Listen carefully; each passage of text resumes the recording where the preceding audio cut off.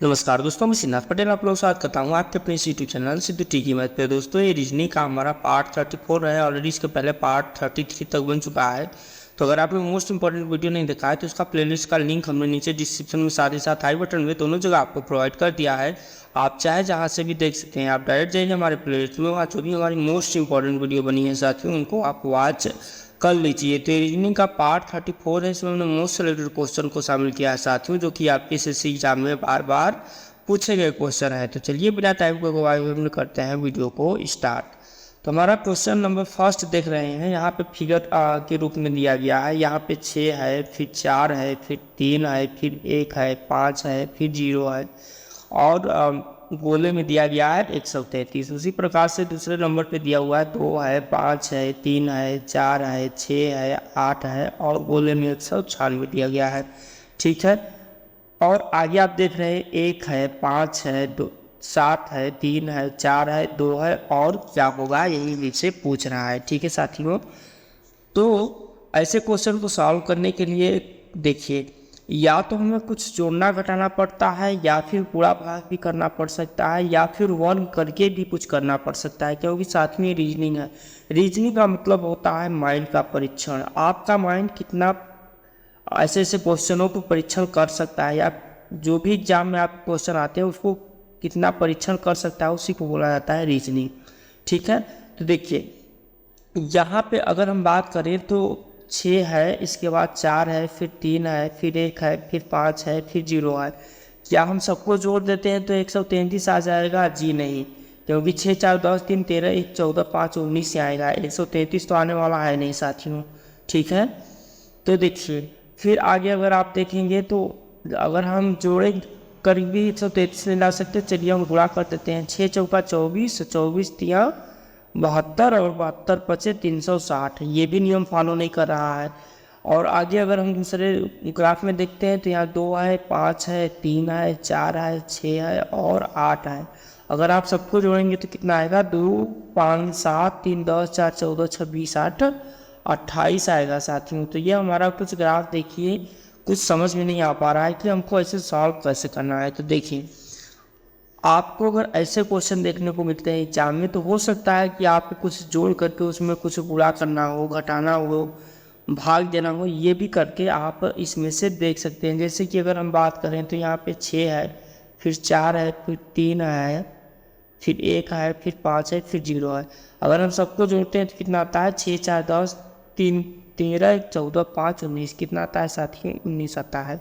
ठीक है, अगर हम मान लीजिए कि 19 में 7 का गुणा करते हैं तो कितना आता है? 19 में अगर हम 7 का गुणा कर देते हैं तो आ जाता है हमारा 133।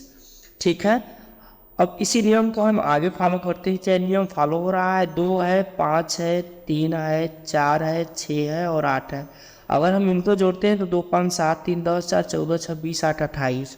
ठीक है, अब 28 में हम 7 का गुणा कर देते हैं तो कितना होता है? 8 7 56, 8 में लगा 5 और 7 दुना की 14 5 19। तो जी हाँ, ये क्या कर रहा है साथ में? ये सबको जोड़ करके गुणित के साथ कर रहा है। तो देख सकते हैं कि फर्स्ट फिगर में भी हमारा नियम फॉलो हो रहा है, सेकेंड फिगर में भी हमारा नियम फॉलो हो रहा है। तो वहीं हम नियम क्या करेंगे? थर्ड फिगर में लगा देंगे। तो यहाँ क्या दिया हुआ है? 1 है, 5 है, 7 है, 3 है, 4 है और 2 है। अगर हम सबको जोड़ते हैं तो 1 5 6 6 7 13 13 3 16 4 20 2 22। कितना हो जाता है साथियों? 22। और 22 में अगर हम 7 का गुणा करते हैं तो कितना हो जाता है? 7 दुना के 14 और 7 दुना के 14 1 15। कितना हो गया साथियों? 154। क्या कहीं पे दिया हुआ है 154? हाँ, एब्सोल्युटली ऑप्शन नंबर सी में 154 दिया है और यही इसका क्या हो जाएगा? Correct answer. तो एक क्वेश्चन में किया क्या साथियों कि सबको जोड़ करके गुणित के साथ किया, सबको जोड़ लिया फिर गुणित के साथ करके हमारा आंसर ऐसे क्वेश्चन में आ गया। तो आई होप कि आपको क्वेश्चन समझ में आ गया होगा। चलिए बढ़ते हैं नेक्स्ट क्वेश्चन की तरफ। नेक्स्ट क्वेश्चन भी हमारा पिछले क्वेश्चन की तरह है, फिगर में ही दिया हुआ है। फिगर में आप देख सकते हैं यहाँ पे 2 है, 2 है, 3 है और फिर 12 है। तो आगे की फिगर में आपका 2 है, 3 है, 5 है, फिर 30 है। फिर आगे फिगर में 5 है, 1 है और -1 है और -5 है। फिर आगे फिगर में हमसे क्या होगा यही पूछ रहा है। देख सकते हैं यहाँ पे 4 है, 3 है, -1 है और फिर क्या होगा ये हमसे पूछ रहा है। ठीक है साथियों, तो देखिए अगर हम सबको मान लीजिए जोड़ भी देते हैं, जैसे कि 2 है, फिर 2 है और फिर 3 है, ठीक है, तो कितना आता है हमारा, तो आता है 7। ठीक है, 12 तो हमारा नहीं आता। ठीक है, उसी लिए अगर दूसरे ग्राफ में देखेंगे तो 2 है, 3 है और फिर 5 है, तो कुल कितना हो गया, 5 5 10 हो गया, 30 तो हमारा नहीं हुआ। तो अब देखिए कि अब हम करेंगे क्या। तो देखिए साथियों, यहाँ पे क्या है, 2 है, अगर हम 2 में 2 का गुणित कर देते हैं और फिर 3 का गुणित कर देते हैं तो कितना हो जाता है, 12। तो एब्सोल्युटली अगर हम इन तीनों का गुणा कर देते हैं, 2 का 2 का और 3 का, तो कितना आ जाता है, 12। ठीक है, अब हम दूसरे ग्राफ में देखते हैं, दूसरे ग्राफ में क्या दिया हुआ है, 2 है, 3 है और फिर क्या है, 5 है। तो 2 और 3 6 और 6 और 5 कितना हो जाता है, 30 हो जाता है। ठीक है, तो ये भी इस नियम को फॉलो करता है। अब हम चलते हैं फिगर नंबर 3 की तरफ। तो फिगर नंबर 3 में 5 है, फिर गुणित 1 है और गुणित -1 है। तो 5 में 1 का गुणित हुआ तो 5 आ गया, फिर -1 का गुणित हो गया तो कितना आ गया साथियों, -5 आ गया। कितना आ गया, -5 आ गया। तो ये भी क्या कर रहा है, इस नियम को फॉलो कर रहा है। इसलिए हम क्या करेंगे, अब हमारा जो पूछा गया उसमें भी हम यही नियम लगाएंगे, इन सबको आपस में हम गुणा करेंगे। जैसे कि देख सकते हैं 4 है, 3 है और -1 है। अगर हम 4 में 3 का गुणा करते हैं तो कितना हो जाता है साथियों, 12 हो जाता है। और 12 में -1 का गुणा करते हैं तो कितना हो जाता है, -12 हो जाता है। कितना हो जाता है, -12, जो कि आपका ऑप्शन नंबर 1 में दिया हुआ है। ठीक है साथियों, तो ये क्या कर रहा था, ये जो आपके गोले में दिया हुआ है सबको गुणित करके एक मान लिया दे रहा था। जैसे कि फिगर 1 में देखेंगे तो 2 2 और 3 सबका गुणा किया तो 12 आ गया। फिगर 2 में देखेंगे तो 2 3 और 5 सबका गुणा किया तो 30 आ गया। उसी प्रकार से तीसरे फिगर में देखेंगे तो 5 1 और -1 आपस में गुणा किया तो -5 आ गया। तो वही हमसे पूछ रहा था, तो हमने कैसे इसका आंसर सुनाया, तो इन सबका आपस में गुणा कर दिया। तो जो हमारा आंसर प्राप्त हुआ वो 4 3 12 और -1 का गुणित हुआ तो -12, यानी कि ऑप्शन ए इसका करेक्ट आंसर हो जाएगा। आई होप कि आपको क्वेश्चन समझ में आ गया होगा। चलिए बढ़ते हैं नेक्स्ट क्वेश्चन की तरफ। तो देखिए नेक्स्ट क्वेश्चन में हमारा फिगर में ही है, यहाँ पे देख सकते हैं 4 है, 7 है, 11 है, फिर 64 है, फिर 343 है। फिर आगे क्या होगा ये हमसे पूछा जा रहा है साथियों, आगे क्या होगा ये हमसे पूछा जा रहा है। तो देखिए अगर हम 4 में मान लीजिए 7 जोड़ देते हैं तो ये तो 11 प्राप्त हो जाता है। लेकिन अगर हम 11 में 7 जोड़ते हैं तो यहाँ पे 18 होना चाहिए था, लेकिन यहाँ पे तो कुछ और ही दिया है, जो कि आपका कितना दिया है साथियों, जो कि आपका दिया है 64। तो ये तो हमारा इस नियम फॉलो नहीं करता है। तो फिर हम क्या करेंगे, फिर हम कुछ दूसरा मेथड सोचेंगे साथियों, क्योंकि ये क्या कर रहा है, ये इस नियम को फॉलो नहीं कर रहा है। ठीक है, तो देखिए यहाँ पे अगर आप 4 में 3 जोड़ देते हैं तो 7 में 4 जोड़ते हैं तो 11। ठीक है, लेकिन 11 के बाद 64 लाने के लिए हम कितना जोड़ेंगे, तो आएगा 64, तो वो आएगा 53। अगर हम 53 जोड़ेंगे तो 64 आ जाएगा। लेकिन 343 ये तो कुछ नियम फॉलो नहीं कर रहा है। अगर हम इनका गुणा भी कर देते हैं तो कितना आ जाता है, 4 7 28 होता है, 11 तो नहीं होता है। फिर 11 में अगर हम 7 में गुणा करेंगे 77 होता है, 64 तो होता नहीं है। फिर अब 64 में अगर हम 11 का गुणा करेंगे तो हमारा कुछ 600 700 के लमसम समथिंग चला जाएगा, वो भी तो इसमें दिया नहीं है। तो फिर हम करेंगे क्या, तो देखिए ये क्या कर रहा है साथियों, ये आपका क्या है 64। अगर हम बोले तो 64 आपका क्या है, ये 4 का घन है।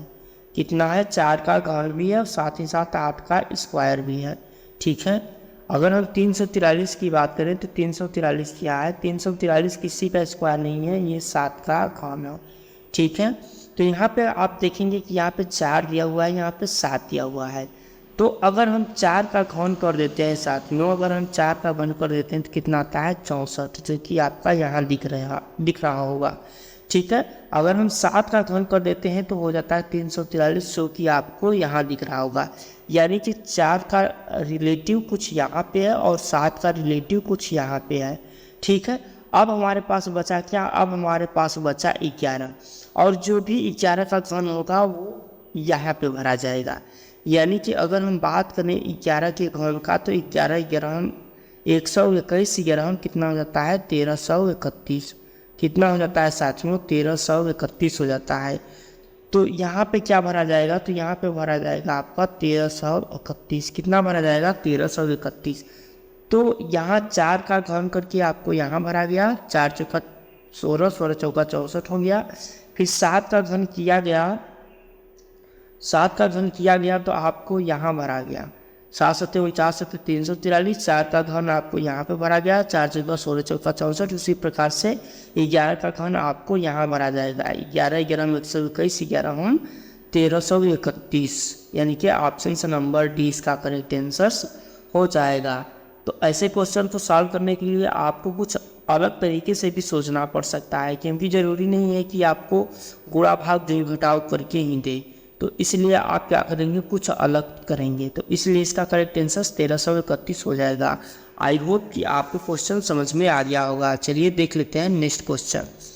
नेक्स्ट क्वेश्चन हमारा है साथियों 40 है, फिर 30 है, फिर 54 है, फिर 32 है, फिर 24 है, फिर क्या होगा पूछ रहा है, फिर 72 है, 54 है, 90 है, फिर 12 है, 9 है और 15 है। ठीक है साथियों, तो ऐसे क्वेश्चन को देखिए मेनली सॉल्व करने के लिए हम दो तरीके से देखते हैं। इधर से या कुछ जोड़ घटा करके हम लास्ट वाला लाएंगे नंबर, या फिर इधर से चालू करेंगे तो इधर लास्ट में जोड़ घटा करके कुछ नंबर लाएंगे। ठीक है साथियों, तो देखिए अगर हम बात कर लेते हैं, अगर हम बात कर ले साथियों कि ऐसे क्वेश्चन को हमें सॉल्व कैसे करना है, तो देखिए यहाँ पे अगर आप गौर से देखेंगे तो यहाँ पे कितना है 40 है 32 है। ठीक है, कितना है 40 है प्लस 32 है, तो 40 और 32 मिलकर के कितना होते हैं तो 72 होते हैं। ठीक है, अगर हम 72 को 6 से डिवाइड कर दें तो कितना आता है 12 आता है, कितना आता है 12 आता है। ठीक है, यहाँ पे 30 है और यहाँ पे 24 है, तो 30 और 24 मिलकर के कितना हो जाते हैं साथियों, 30 और 24 मिलकर के हो जाते हैं 54, कितना हो जाते हैं 54। ठीक है, 54, अगर हम 54 को क्या 6 से डिवाइड करते हैं तो कितना आता है हमारा 9 आता है। यानी जो नियम ये फॉलो कर रहा है वो नियम ये भी फॉलो कर रहा है। पहले कि 2 अंक क्या कर रहे हैं, जैसे कि 40 और 32 आपस में जुड़ जा रहे हैं, जो कि 72 आ रहा है इसका आंसर, और 72 में से क्या कर रहा है 6 से डिवाइड कर दे रहा है। उसी क्रम में नीचे आप देखेंगे तो 30 और 24 आपस में जुड़ गए हैं, जो कि 54 आए हैं, और 54 को अगर हम 6 से डिवाइड कर देते हैं तो हमारा आंसर आ जाता है 9। ठीक है, तो देखिए अब यहाँ पे 90 दिया हुआ है और यहाँ पे क्वेश्चन मार्क है और यहाँ पे 54 दिया हुआ है। तो अब क्या करेंगे कि 54 में हम क्या जोड़ें कि 90 आ जाए, तो वो हम ज्ञात करने के लिए हम क्या करेंगे कि 90 माइनस 54 कर देंगे। ठीक है साथियों, 90 माइनस 54 कर देंगे तो कितना चला जाएगा साथियों 36।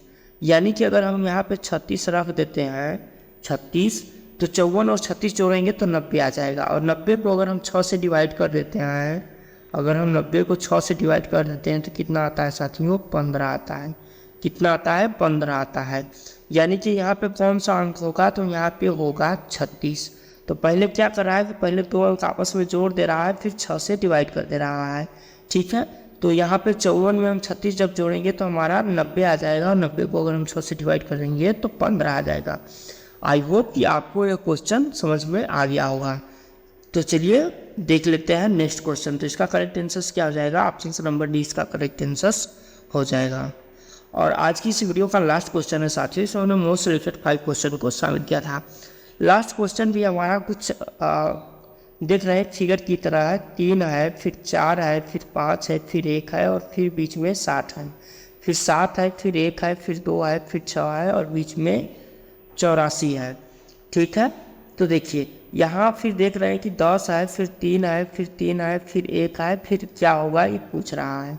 ठीक है, तो अगर हम 3 में 4 जोड़ देते हैं तो कितना आता है 7, और 7 में अगर हम जोड़ते हैं 5 तो कितना आता है 7 5 12, 12 में 1 जोड़ देते हैं तो 13, लेकिन यहाँ तो 60 दिया हुआ है।